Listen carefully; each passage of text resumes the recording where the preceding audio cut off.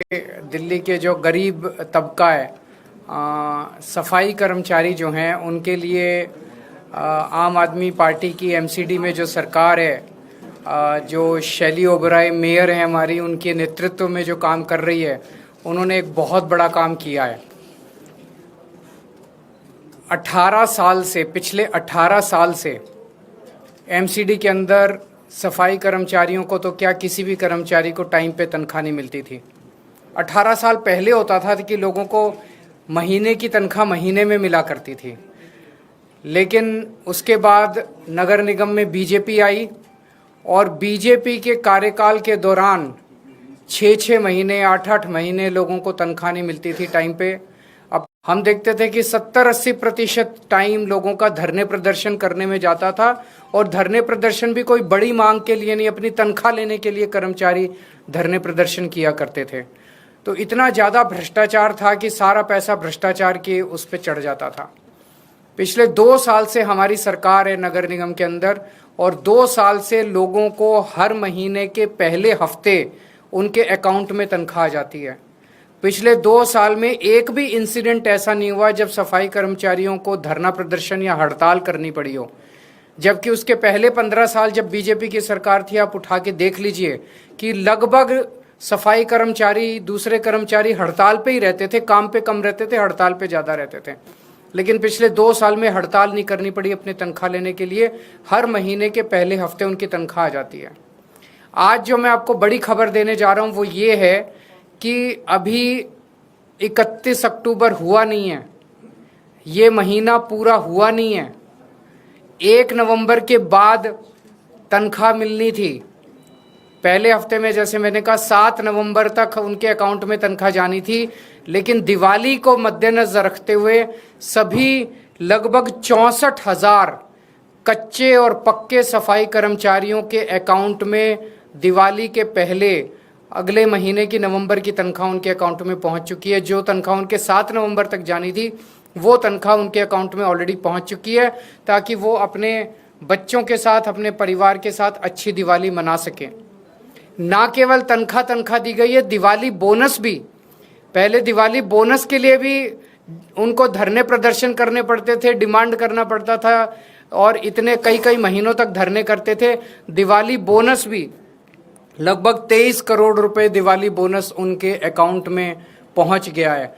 और मैं उम्मीद करता हूं कि इस बार वो दिवाली बहुत धूमधाम के साथ अपने परिवार के साथ मनाएंगे, और ये उन दिल्ली के लोगों का नतीजा है कि उन्होंने एक ईमानदार सरकार को नगर निगम में मौका दिया।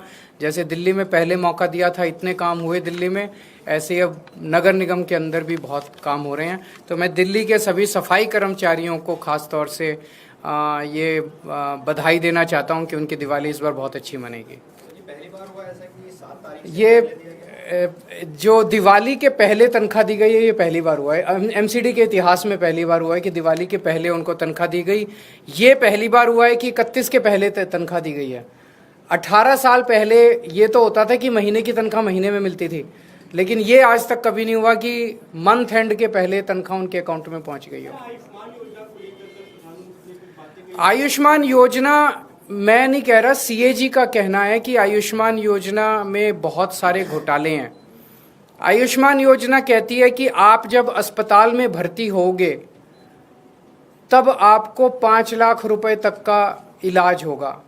दिल्ली के अंदर जो हमारी योजना है वो योजना ये है कि आपको चाहे सर्दी हो, खांसी हो, ओपीडी में आप जाओ, चाहे भर्ती हो ना भर्ती हो, आपको आईपीडी, ओपीडी, सबका सारा इलाज फ्री है। दिल्ली के अंदर सब कुछ फ्री है। तो आपको 5 रुपए की क्रोसिन चाहिए या आपको 50 लाख रुपए या 1 करोड़ रुपए का इलाज कराना है, सब कुछ फ्री है। हमारा कोई 5 लाख रुपए तक की लिमिट नहीं है। तो जब हमारा सब कुछ ही फ्री है, दवाइयाँ भी फ्री है, टेस्ट भी फ्री है, ओपीडी भी फ्री है, आईपीडी भी फ्री है, अस्पताल में भर्ती हो तब भी फ्री है, केवल डॉक्टर को दिखाने जाओ तब भी फ्री है, तो फिर आयुष्मान योजना का दिल्ली के अंदर कोई मतलब नहीं रह जाता है। यही मैंने कल प्रधानमंत्री जी से निवेदन किया कि आप दिल्ली के मॉडल को स्टडी करके दिल्ली के मॉडल को पूरे देश में लागू कीजिए। आप ये बार बार कि ये हमारी योजना, ये आपकी योजना, जो भी योजना है, अच्छी जो योजना है वो देश के अंदर लागू होनी चाहिए। नहीं इसको इम्प्लीमेंट किया जा सकता है सेक्टर की तरफ? नहीं, वो उनका ये कहना है कि आप आयुष्मान योजना ही लागू कीजिए, अपनी योजना बंद कीजिए। हमने उनसे बात की थी, तो हम अपनी योजना जिसमें अगर किसी का 20 लाख का भी ऑपरेशन होता है वो भी हम फ्री करते हैं।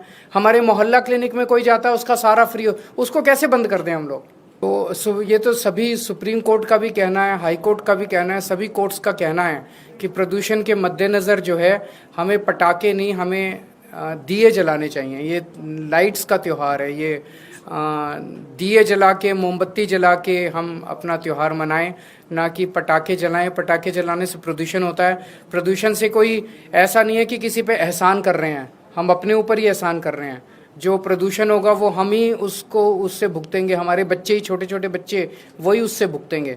तो इसमें कोई हिंदू और मुसलमान और इसका कोई वो नहीं है। सबकी सांसें जरूरी है, सबकी जिंदगी।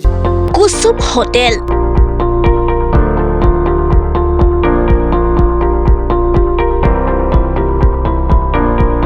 30 বছৰ অবিৰত সেৱা।